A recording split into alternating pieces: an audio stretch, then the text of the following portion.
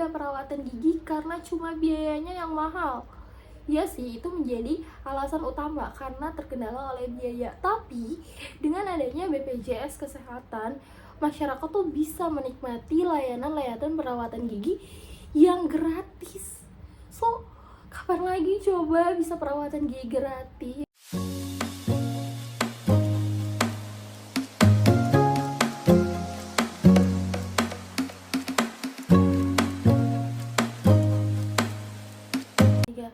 Halo guys, welcome back to my YouTube channel. Balik lagi bersama aku Cika.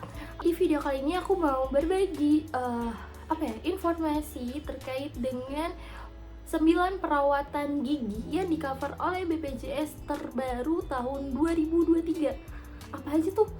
Kok banyak banget ya, sampai 9 perawatan gigi yang di cover sama BPJS. So, buat kalian yang penasaran apa aja sih 9 perawatan itu, simak videonya sampai habis.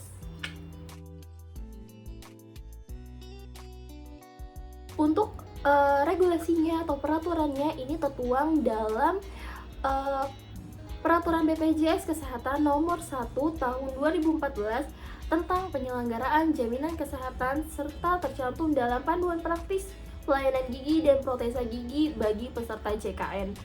Lalu apa sih 9 perawatan gigi yang di-cover atau ditanggung oleh BPJS tahun 2023? Yang pertama ada biaya administrasi pelayanan.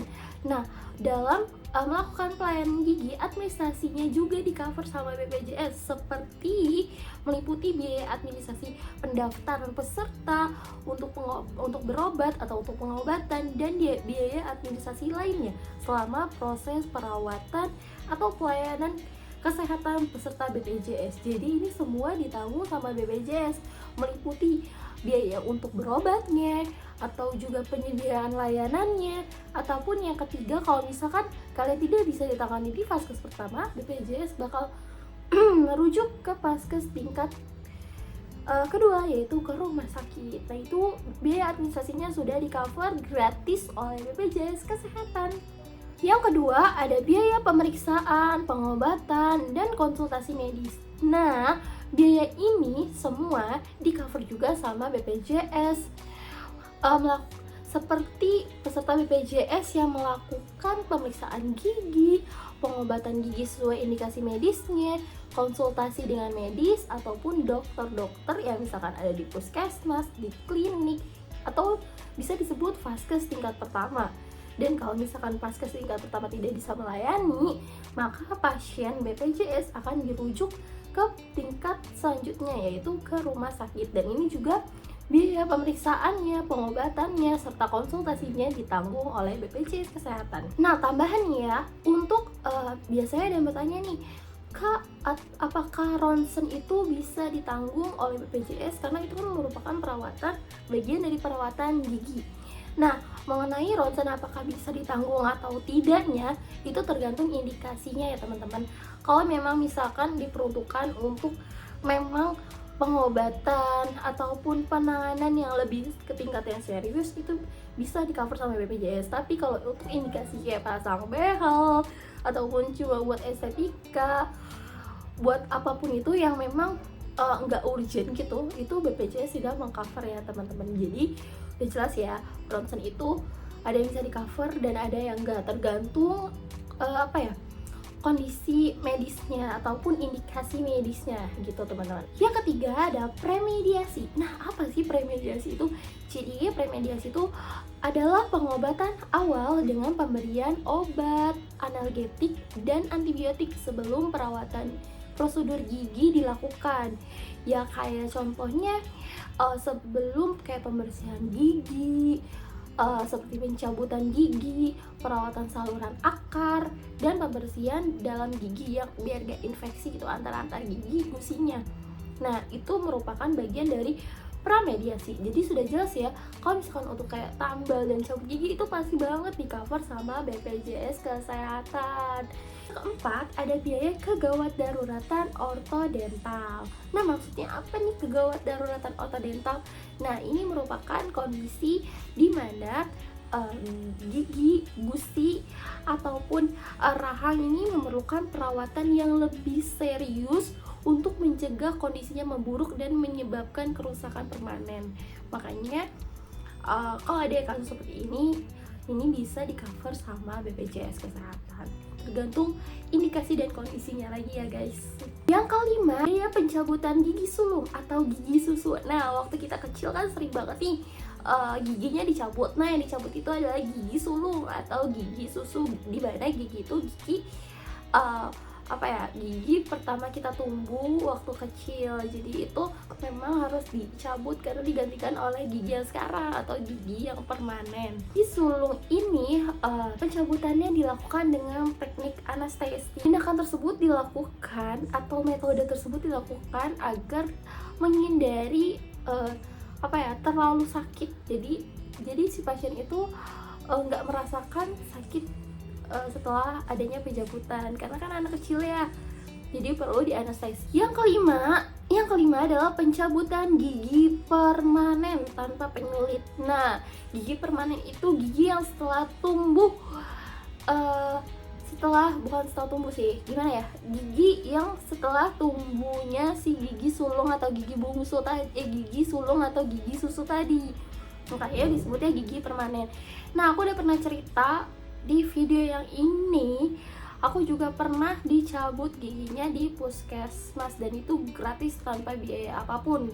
Tapi ada beberapa gigi permanen yang kita nggak bisa tuh, kayak dok misalkan pengen cabut, nah ternyata tapi tidak bisa dicabut, berarti itu ada penyulitnya. Seperti apa penyulitnya?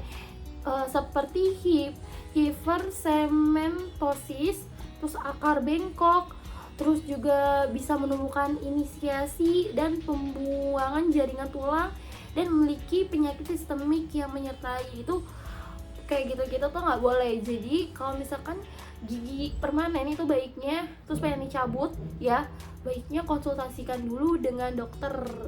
Kayak waktu aku dicabut tuh harus melalui prosedur konsultasi dulu, terus tahap-tahap yang lain, pokoknya ribet lah sampai akhirnya giginya nggak ada. Yang ketujuh adalah obat pasca ekstraksi. Apa itu? Nah, waktu kita pencabutan gigi pastikan kita tuh bakal merasakan nyeri setelah gigi kita dicabut. Nah, rasa nyeri ini bisa ditangani atau bukan ditangani sih, kayak diredam dengan adanya obat-obat pereda nyeri. Nah, obat inilah yang nantinya di cover sama BPJS seperti pereda nyeri ataupun antibiotik. Jadi setelah kita dicabut, kita juga bisa mendapatkan obat secara gratis. Wah, enak banget ya. Yang kedelapan, yang paling fenomenal dan banyak banget ditanyain, ini ternyata scaling. Nah, kabar baik buat kalian yang pengen giginya di scaling atau pembersihan karang gigi. Nah, BPJS menyediakan kesempatan buat kalian pengguna BPJS Kesehatan buat scaling 1 kali dalam setahun. Bisa dilakukan di vaskes tingkat pertama kalau BPJS kalian itu adanya maksudnya tercantumnya di klinik. Kalian boleh scaling 1 kali dalam setahun di klinik.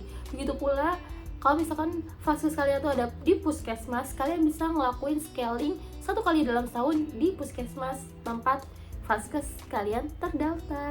Tapi ya, ada beberapa klaim yang menyebutkan bahwa prosedur scaling ini hanya bisa dilakukan atas permintaan dokter giginya, bukan karena pasiennya yang ingin di scaling. Bisa karena indikasi atau memang arahan dari dokter giginya. Tapi menurutku scaling ini bisa dilakukan di vaskes atau klinik-klinik yang kalian terdaftar. Nah, kalau misalkan kalian pengen banget nih untuk scaling gratis, kalian boleh langsung tanyain vaskes terdekat kalian. Misalkan kalian di puskesmas, kalian boleh tanyain ke puskesmas. Misalkan kalian juga terdaftar di klinik, kalian boleh tanyakan ke klinik terdekat. Yang terakhir atau yang ke-9 adalah tumpatan gigi atau komposit. Itu apa dah? Nah, itu merupakan bahasa lain dari tambal gigi. Yaps, benar. Di BPJS sendiri udah banyak yang tanyain apakah tambal gigi dicabut tambal gigi. Apakah tambal gigi di cover? Tentu saja di cover ya guys, karena ini merupakan layanan perawatan gigi yang memang di cover sama BPJS Kesehatan. Jadi nah, kalian bisa dengerin cerita aku waktu aku ditambal ataupun dicabut giginya di puskesmas yang aku memang terdaftar di video yang ini, dan video yang ini kalian boleh tonton dua-duanya. Aku disitu udah cerita bagaimana pengalaman aku waktu ditambal dan dicabut gratis loh oleh BPJS Kesehatan, melalui BPJS Kesehatan di puskesmas terdekat rumah. So itu dulu aja video yang dapat aku bagikan ke kalian. Semoga videonya bermanfaat. Like video ini kalau kalian suka, komen di bawah, dan jangan lupa dukung aku terus dengan cara klik tombol subscribe di bawah. Thank you guys for watching, dadah.